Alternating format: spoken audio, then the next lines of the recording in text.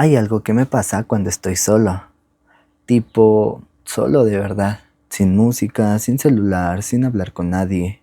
Y empiezo a pensar cosas raras, como qué pasaría si dejo todo y me voy a vender cosas en un tianguis, o si me rapo, o si desaparezco de redes por 2 semanas. Pero también me acuerdo de cosas lindas, como un desayuno bien simple que comí hace años y me hizo sentir una paz sin razón, o un abrazo que alguien me dio alguna vez y todavía me acuerdo. Y ahí es cuando digo, ok, mi cabeza está hecha un desastre, pero es mi desastre y por raro que suene, me gusta vivir ahí.